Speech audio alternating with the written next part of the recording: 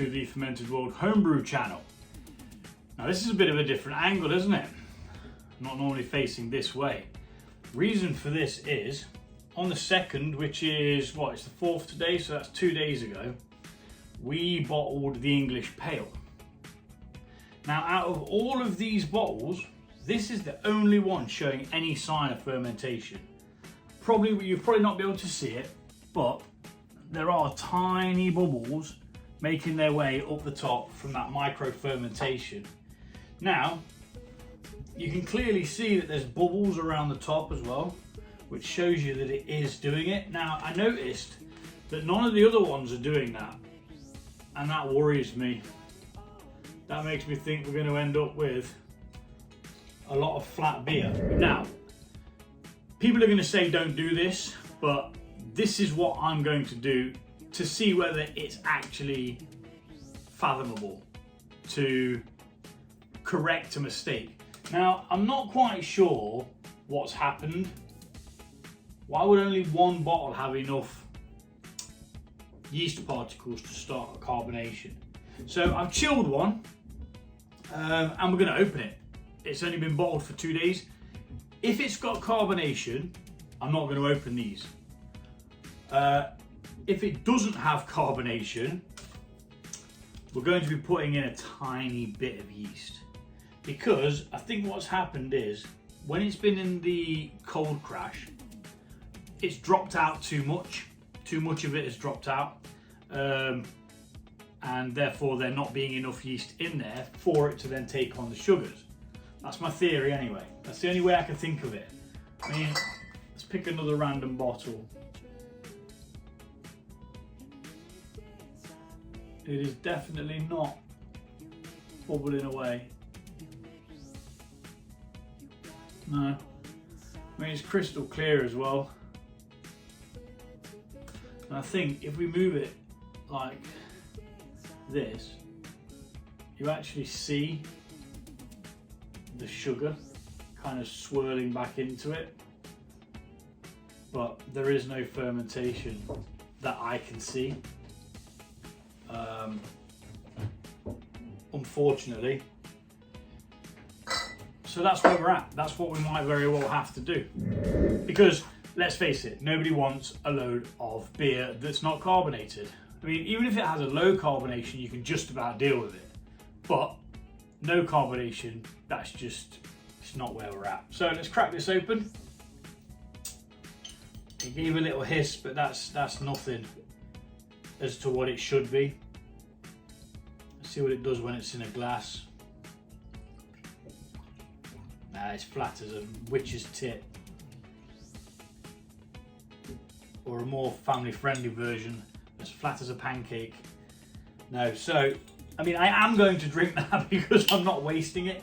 It'll probably taste fine, but what I'm going to do is, as I say, I'm going to make loads of noise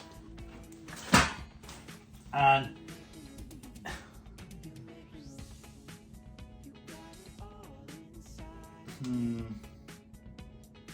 mildly annoying. Now, there is a certain amount of sugar left in all of these because we put sugar in for it to be carbonated.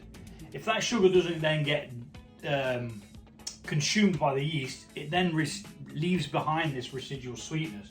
So I expect this to taste a little bit sweeter than it did. Yeah, it does. Most definitely does.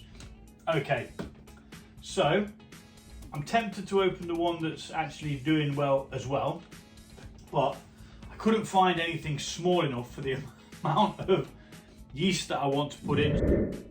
Systematically, I am going to pop the bottle, add a tiny speck of yeast. It doesn't need all that much. Ideally, the yeast should be already ready to rock and roll. Now, I only used half the packet of the yeast this time. Maybe that had an effect on it, but that's all I'm putting in. And then we're gonna clamp it down. And although that does taste okay, it does also taste very, very sweet. compared to what it did a few days ago. We'll give that a little moosh about, and then hopefully that will be able to start sorting that sugar out. And we're just going to repeat this again and again and again and again and again until we've put a little bit of the yeast in every single one. Now it is the first time that no, it's the second time, sorry, that I've used half a packet of yeast. I did it with the Kvike and that actually took off like nobody's business. That did really well with the said amount that was in it. So there's a possibility it's that, but there's also a possibility that it's not. But hey ho, I'm going to speed this bit up because it is just a lot of the same. And obviously I'm separating them so I know which ones I've done and which ones I haven't. This is a drastic measure, but it's the only way that I can think of getting carbonation into something that's clearly not carbonating. As I said, look, with this one, see if you can see it. You can actually see like the little frothy head, the bubbles at the top there. I don't even know if that focused. So that one, I'm tempted to open that one now as well, to see whether it is carbonated. Well, I know it is, but I don't know until I've opened it. I'm not going to, I must resist. I must resist. I'm going to put that down away from me. Let's speed this up.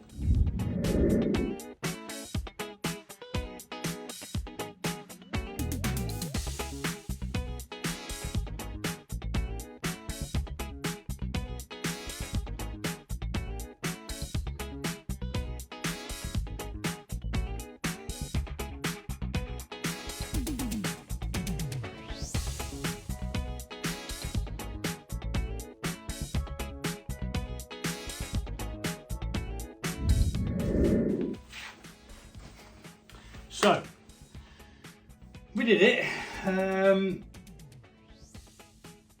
I'm not happy about it because it could change the flavour of the beer slightly because you're introducing fresh yeast. We shouldn't really be able to notice it. The only problem we're going to have is if it doesn't start a fermentation, we're going to have we're going to have the extra yeasty flavour in there anyway, because it's kind of sat there floating around. So I think it's worth the shot of putting it in to try and get the sugar gone, because this is really sweet, because it's got a teaspoon of sugar in.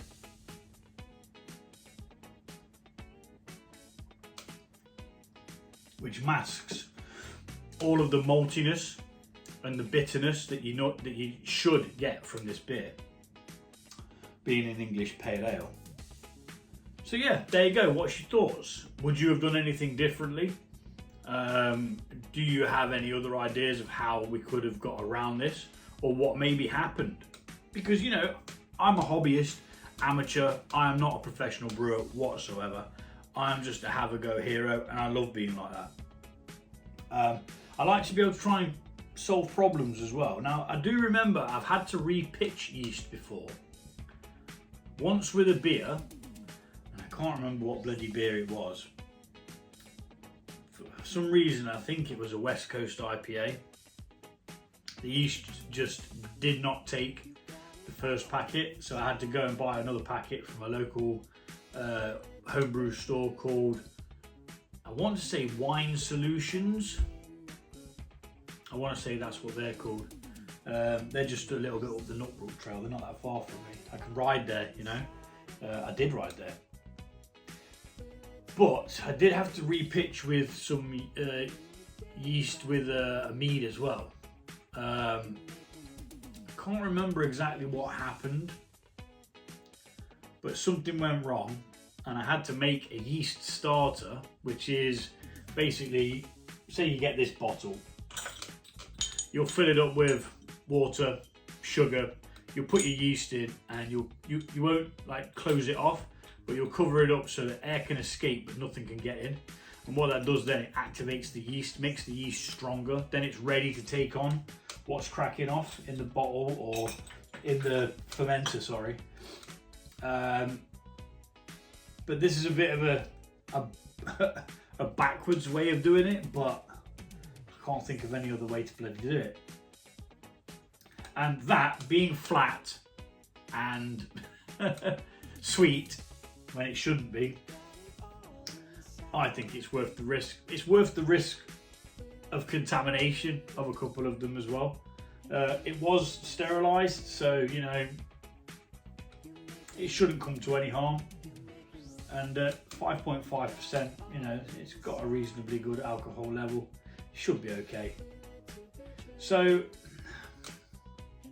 we kind of need to treat this as it's been bottled today now, because this is the day that it's from now is when it's going to start carbonating, if it actually manages to carbonate.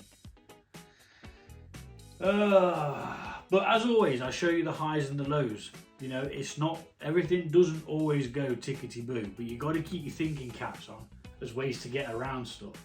For example, once I was making a mead and I threw everything together and I was like, yeah, bloody hell, I can do this with my eyes closed. That's what I was thinking. And I'd only gone and put in fermentation stoppers straight away instead of yeast nutrients. And I think that's where I had to make the yeast starter, actually, come to think of it, to combat the fact that there was something in there that was going to stop the yeast from developing. Yeah, what an idiot. But that's because I wasn't paying attention. I think I was rushing because I had to be somewhere, but that's no excuse. You should always make time to do these things. Make sure you've got time to do it.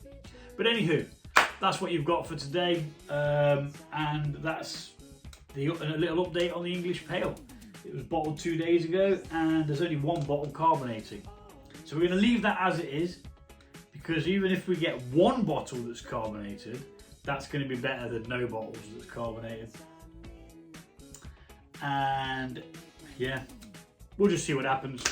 It is in the yeast's hands now to see whatever it's going to manage to do. We'll check it in a couple of days and possibly give you an update if we get bubbles. Thanks for watching, take it easy, and I'll see you all soon.